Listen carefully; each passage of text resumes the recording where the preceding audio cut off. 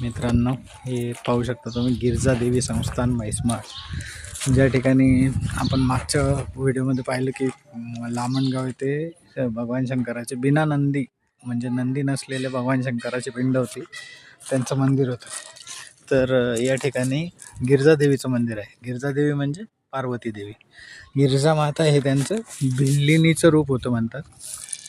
आणि भगवान शंकरांना शोधत शोधत ते या ठिकाणी मागे आल्या होत्या आणि इथे थांबल्या होत्या. त्यामुळे त्यांच्या थांबल्याच्या संस्थानापासून हे संस्थान बनलं गिरजा देवी संस्थान, म्हणजे पार्वती देवीचं संस्थान.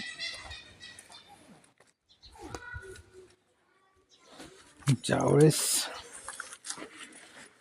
भगवान शंकर रुसून म्हणजे सारीपाटाच्या खेळामध्ये हारले होते भगवान शंकर पार्वतीशी, तर शंकर भगवान या ठिकाणी म्हणजे म्हैसमाळच्या पलीकडे लामणगाव म्हणून गाव आहे, त्या ठिकाणी मागच्या व्हिडिओमध्ये तुम्ही पाहिलेल्या मंदिरामध्ये तिथं बिना नंदीचे म्हणजे नंदीला न सांगता येऊन बसले होते, रुसून बसले होते. कारण त्यांचं त्रिशूल आणि बाकी सगळ्या गोष्टी पार्वतीने सारीपाटाच्या खेळामध्ये जिंकल्या होत्या, ते त्यांच्याकडून घेऊन टाकल्या.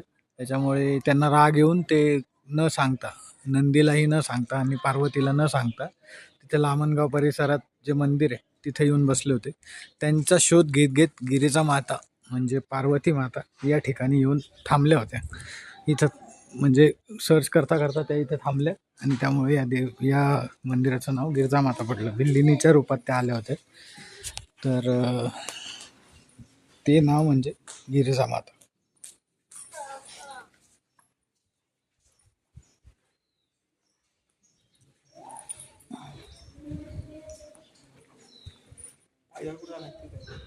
तिथंच हे तुम्ही पाहू शकता, सभा मंडप भरपूर मोठं आहे, नवीन बांधकाम झालेलं आहे.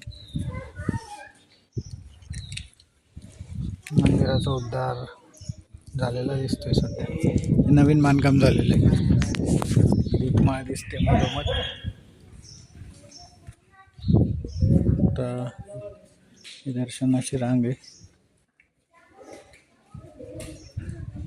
बघू शकता तुम्ही. भरपूर मोठा असं सभा मंडप आहे, छान नवीन बांधकाम केलेले मंदिराचा जीर्णोद्धार करण्यात आलेला आहे.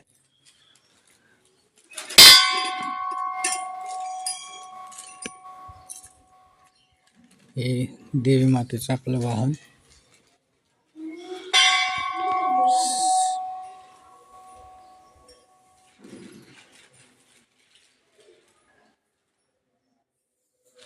ही मोठी अशी दीपमाळ, दिवा लावायची जागा आहे. हे वनकुंड आहे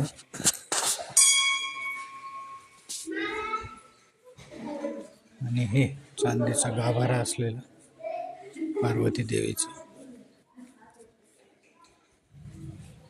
छान असं मार्बलचं नक्षीकाम केलेलं.